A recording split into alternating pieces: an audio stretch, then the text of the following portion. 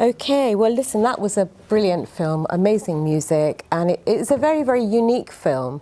You know, I've never really seen a film that's been like a play and a film made out of it. So for me, it was really unique. And of course the music was absolutely beautiful. Will you tell us a little bit about your background? Because you've done quite a lot of stuff, Luba told me, and this is the first time I've had the pleasure of actually listening to your music. Yes, my name is Varvara Rogovich. I am a composer, and I'm very honored to be here today on the International Film Festival, SIFFA 2023. I'm very happy to be here to present the movie by Vladimir Alenikov. He's not just a director, he's a great artist, one of the my favorite director, and a lot of other people all over the world. And for me, it was just a happy time to work with that director. It wasn't the first work we did together, but that movie, as you noticed before, unique. Right. I never seen anything like that. Absolutely, me neither. And Alenikov is also famous that he always has his own way to show a story. The main idea, what he is talking about in every movie he makes, it's love. God is love. And each work of Vladimir Alenikov is telling a love story, but his own way. And every time we work, it's always surprise how he present the story.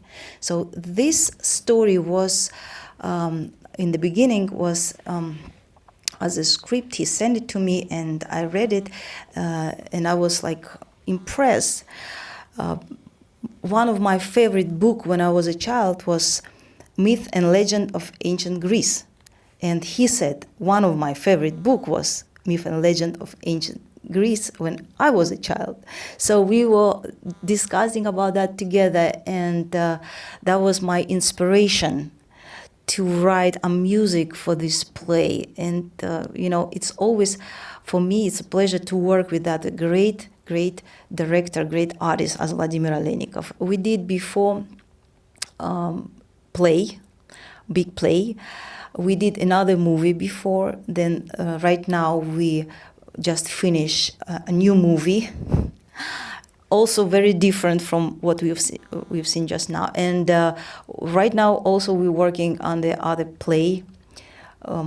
So he's always busy. Yeah, but you know, it's always, for me, it's happiness to work and to be in a process of art. Mm-hmm. Thank you for sharing that.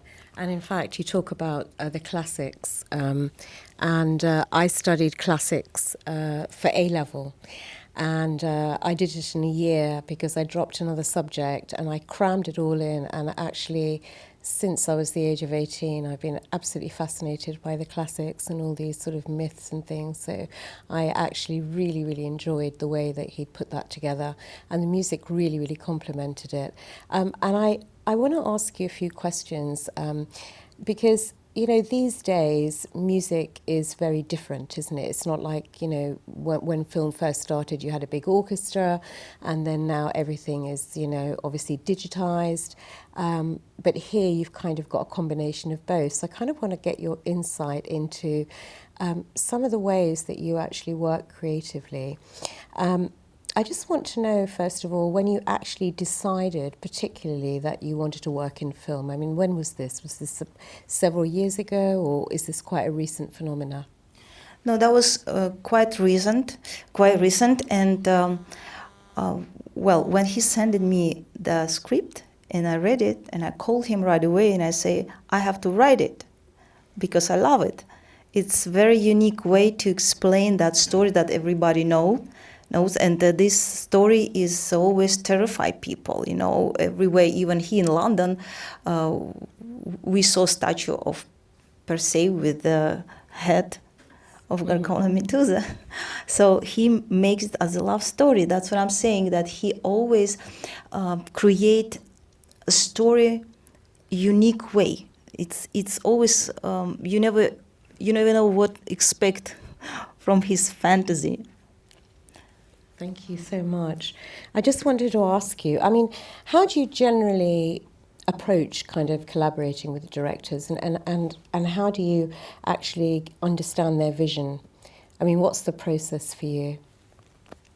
Listen to the director. I love it. Listen and try to see the picture the way he or she see the picture. And also he explained me the situation, the what he feels about that, all kind of. Well, I understand him very well, I think, and we always work. No problem. He likes what I do, and I love what he creates. So we understand each other. But also, I love doing it. I worked with other directors. It was always pleasure for me. If you're doing what you love, I guess it comes from your heart, which is very important. And I'm glad, and I hope that this work, I cannot even call it work because I enjoy when I do it. My music touched people's heart. That's the most important. That's the main goal of art, to touch people's heart. That's why we love art, because it touches our heart. I hope so. And if today if today you feel something in your heart, so it means that I did my work not for, there was a reason that I came to this world and to do some kind of job like that. Absolutely. Thank you for sharing that. But in the creative process, how do you actually incorporate his ideas? Because as a creative, obviously you've got your ideas, your vision, you get inspired by something and then you're playing it to him and he says, no, actually I want to do this, this and this. How does that process work? Is it a very complicated process, or does it come quite easily for you to do that? Because I know when you're doing pieces of art and you have other people's input, it's not really your own at the end of the day. It becomes a dual collaboration. How does that really work for you? Well, the rule number one, listen to the director. For me, I try to understand what I have to do, and then I write music. Usually I do it fast, and then I show to the director, and he explained me if it's something wrong. He explained me, no, I want a different mood, or I want it would be like so he's not musician, but he explained me what he wants for that. And also, one of this favorite style of this director is a tango. So in every movie he makes, it has to be tango. So he always saying like, let's put tango here or there. So I know that in the next movie it would be another tango. And the pieces he asked me in this movie, the Danaya song, he has a book because he writes poems also.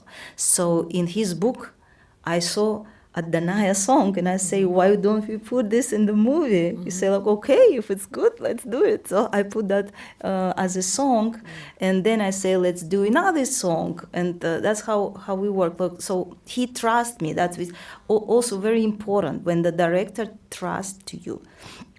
So when I finish little piece or episode, I show to him. And if he likes it, we keep it. Or if he doesn't like it, say let's change it.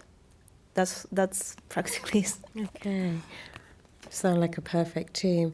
What sort of other musical genres do you think have influenced your work? I mean, your own creative work generally.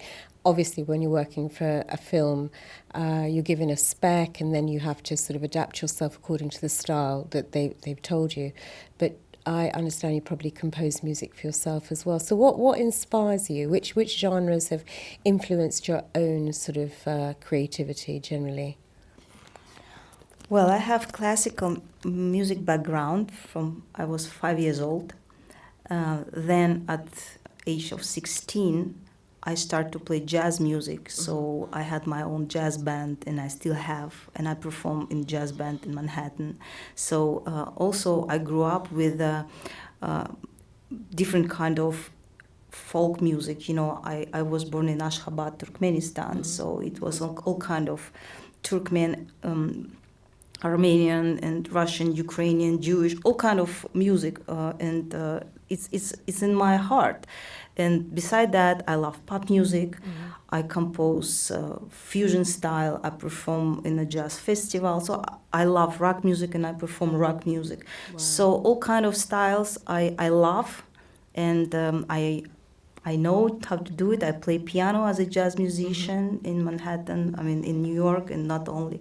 So it helps me because different movies, different play, you have to be able to know all these styles. Like the first play we did with Vladimir Alenikov, it was story based on the Goodbye Girl movie. So we did it, and the jazz band was performing there. So I was writing besides songs, I was writing also jazz pieces, like, you know, a lot of jazz music for that play. And I write music for myself, for piano, for voice, for symphonic orchestras, all kind of music, because I love it. That's phenomenal. So many different styles that you work with. Wow. So coming on to that, how do you find these days that, you know, with technology, so sort of fundamentally part of music, how does that play a part in your work? I mean, are you generally working more on the acoustic level, or are you working sort of with tech in the studio? Well, the last movie we just finished the presentation was last week. So that movie was based all on a digital music. You know, it was all digital. And it was also something new that we did together. And sometimes it's like that. Sometimes you have to write for symphonic orchestra music. So you have to, today you have to know all techniques. Right. If you want to be, if you want to do this the perfect way, you have to work and know all styles and all these kind of digital and traditional way to write music. That's great. Yeah, a lot of my musician friends say that they're forced to do that and to have to learn it. But it's not a bad thing, really, because I think you can do things a lot speedier using a number of instruments. How much time do we have? Time? Okay. Can you maybe share any other example of a very memorable collaboration with another film director, just out of interest, just sort of because I'd like to know if there's something different or a complicated one. You don't have to give the name, but you can just tell me maybe some of the areas where you found challenges with working with a director. And be anonymous. It's better to be anonymous, yeah.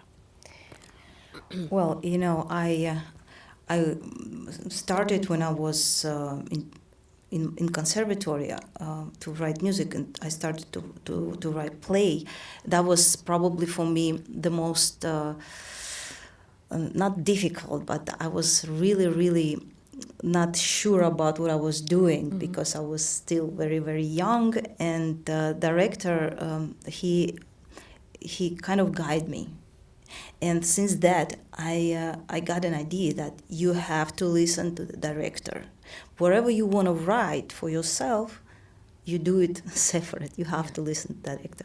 So the last movie we did with Vladimir Alenikov, it was a little bit, for me, it was a little bit tough because it was all digital, as I say. And the music I was creative. He said that no, it is not what I want. And I changed it probably like maybe 10 times. And then when I understood what he wants, then it's become easy for me because you have to understand the director. You have to feel from from the bottom of your heart. You have to feel what he feels because it's like you creative like your own child. I totally understand being a director myself, having worked with musicians. Yeah, it is a complicated thing.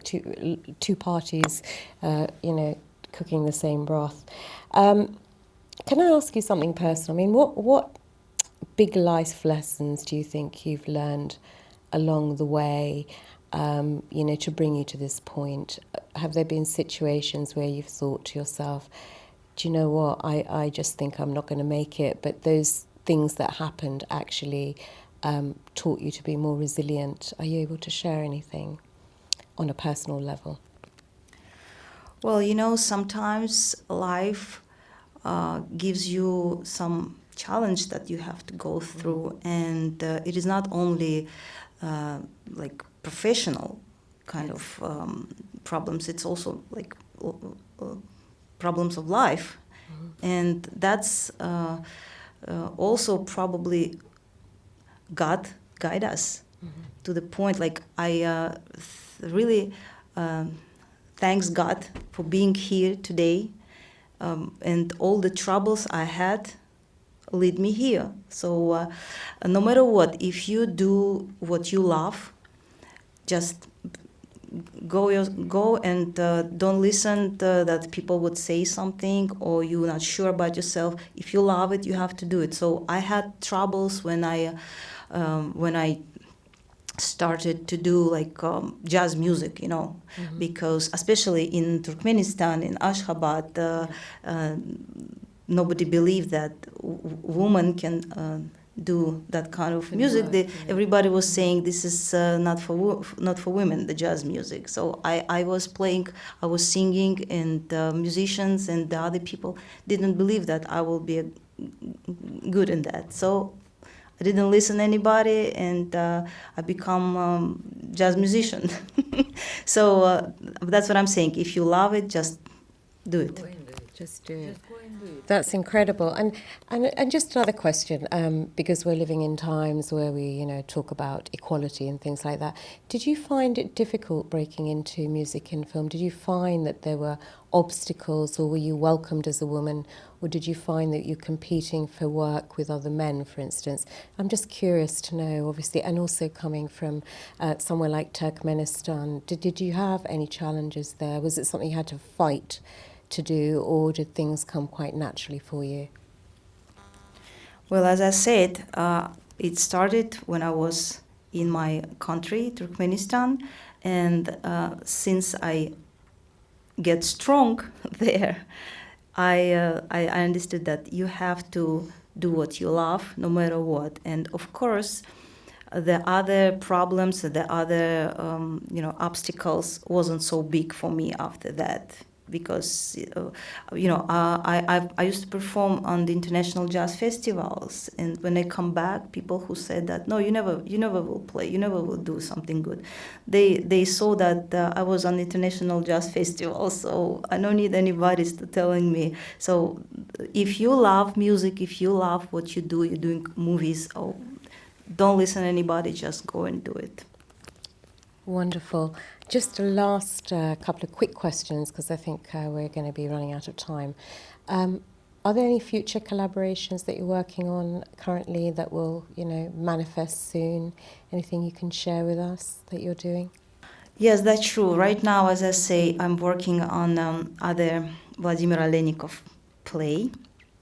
And there is another play I hope also would be released. I'm very proud to represent today Russian cinema and Vladimir Alenikov film, but also I work with all kind of movie directors, and including in other names. I don't want to name it now, but I made another play. It's based on Ray Bradbury's story, Fahrenheit.